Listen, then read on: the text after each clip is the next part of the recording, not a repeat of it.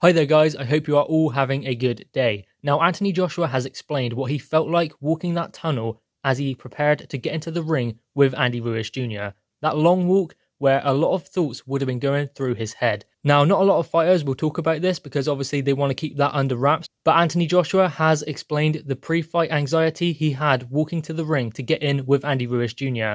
Now, there would have been a lot of pressure on Anthony Joshua's shoulders, especially what happened last time and what is expected of him as well. This whole thing was riding on him, so the pressure must have been monumental. Yet still, he managed to get in the ring, outbox Andy Ruiz Jr., school him over 12 rounds and regain his heavyweight world titles. So, Anthony Joshua deserves respect for that, and I believe he also deserves respect for speaking out about this as well. This is what Anthony Joshua had to say. It's all fun and games in the gym, but then you walk down the aisle to the ring and you think, what if I turn back now and said I can't do this? You've come too far to turn back now, so you just have to deal with that anxiety. How do you channel that responsibility and pressure? Dedication. When you're dedicated to yourself, you can be dedicated to anything. I am a fighter. Even when I stop fighting, I'll always have that passion. I don't really put on that face for fighting and another outside of the ring. So that is what Anthony Joshua has had to say about walking to the ring to get in with Andy Ruiz Jr. And as I said, not many fighters will reveal their true thoughts going to that ring. No one would really admit to that. But I think we have to give Anthony Joshua the respect he deserves for explaining how it felt. Because he must have been nervous, he must have had doubts getting back in there with Andy Ruiz Jr. considering what happened last time. The first man to beat him as a professional. And it was the manner of the defeat as well. And Anthony Joshua went back in there and proved it was just a one-off. 9 out of 10 times Anthony Joshua beats Ruiz. June 1st was the one time Ruiz beat Anthony Joshua. But Joshua now has Ruiz's number. I mean, after the first fight, it was Ruiz has got Anthony Joshua's number. Ruiz is Anthony Joshua's boogeyman. But now all of a sudden, Anthony Joshua has schooled him, outboxed him, shown the way to beat Andy Ruiz. Now, Joshua has Andy Ruiz Jr.'s number. It's funny how boxing works, and it's funny how things can change in a 6-month period.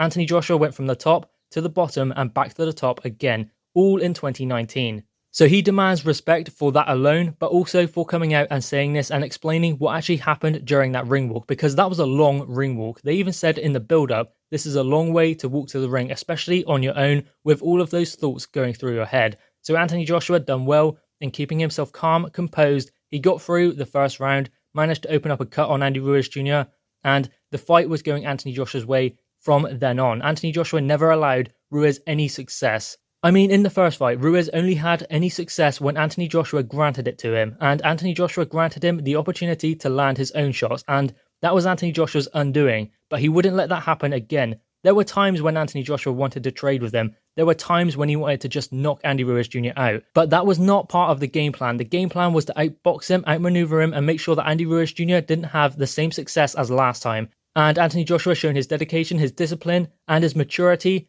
And I believe the start that Anthony Joshua had, the first round where he had that success, where he hit Andy Ruiz Jr., Ruiz was sent on his heels and opened up that cut. I believe that was vital for Anthony Joshua to have a good start like that. I think it was in his plans to have a good start, get that jab flowing, and make sure that he won the first few rounds. So Anthony Joshua made it clear he was the one that was in control. Put all those nerves and anxiety to rest, because after 2-3 rounds, Anthony Joshua was in control and he was comfortable in there. That was why he never got tired, because he was comfortable and he was controlling the pace, the distance, and everything else in the fight. Now, obviously, some people have alluded to the fact that this was similar to the Joseph Parker fight, and Tony Bellew said something very interesting. Tony Bellew said that Joseph Parker gave up after 3 rounds, whereas Andy Ruiz Jr. never gave up. Now, I don't know if Joseph Parker gave up as such, but he definitely didn't want to get hit from Anthony Joshua, whereas Andy Ruiz Jr. was willing to trade with Anthony Joshua. He wanted to get hit because he knew that was his only opportunity to land his own shots. So Andy Ruiz Jr. was a live opponent. He was there for the full 12 rounds, trying to get Anthony Joshua